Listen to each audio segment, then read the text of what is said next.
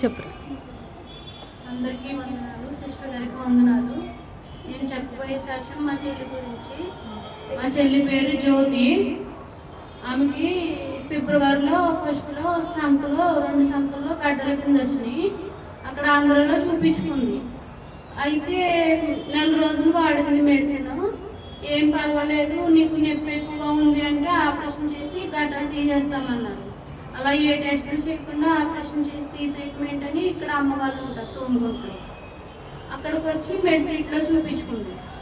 అయితే అక్కడ FNAC చేసి ఏం లేదమ్మా అంతా బాగానే ఉందన్నారు. మెడిసిన్ వాడింది, ఆమెకేమీ తక్కువ కాలేదు, నొప్పి పెడతానే ఉంది. ఈలోపు మా తాతయ్యకి సంవత్సరం వచ్చిందని ఆంధ్రాకి వెళ్ళిపోయాము. 2 నెలలు గడిచిపోయి అయినా ఆమెకేమీ తక్కువ కాలేదు. మళ్ళీ వచ్చింది, మళ్ళీ మెడిసిట్లో చూపించుకుంది. ఆమెకి అనారోగ్యం ఎలాగున్నా అనుమానాలు ఎక్కువైపోయింది. ఇంటి దగ్గర ఒక ఆమె క్యాన్సర్తో చనిపోయిందని తెలిసింది. ఈమెకి ఇలా గడ్డలు రావటం, ఇది క్యాన్సరే, నేను ఏమైపోతాను, నా పిల్లలు ఏమైపోతారని అనారోగ్యం కన్నా అనుమానంతో మనిషి బాగా వీక్ అయిపోయింది. అలాంటప్పుడు నేను రానక్కకి చెప్తే రానక్క సిస్టర్కి చెప్పి ప్రార్థన అది చేయించారు. మొన్నటి నెలలో ప్రార్థన చేయించుకుంటే FNACకి వెళ్తుంది ఇలా సిస్టర్ ప్రార్థన చేయండి చెల్లి గురించి అంటే ప్రార్థన చేశారు. మళ్ళీ రెండోసారి FNAC చేసినప్పుడు కూడా ఆమెకి ఏమీ లేదు, కొవ్వు గడ్డలే, అవి వీటి గురించి ఏం భయపడవసరం లేదమ్మా, ఇక అంతా బాగానే ఉందని అన్ని టెస్టులు చేశారు. టీబీ ఏమో అని టీబీ చేశారు, ECG తీశారు. ఎన్ని టెస్టులు ఉన్నాయో అన్ని టెస్టులు చేశారు. ఆమెకి ఏ టెస్టులోనూ ఏమీ లేదు, అంతా బాగానే ఉంది.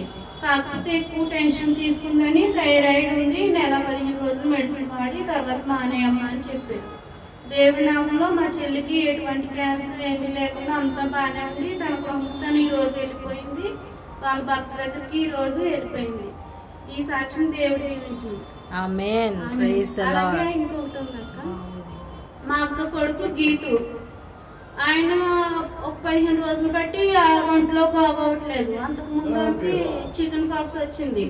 పత్యం చేస్తున్నాడు, సరిగ్గా తినట్లేదు, సరిగ్గా ఉండట్లేదు. ఒక రోజు కాలు నొప్పి అన్నాడు, ఒక రోజు గుండెల్లో నొప్పి అన్నాడు.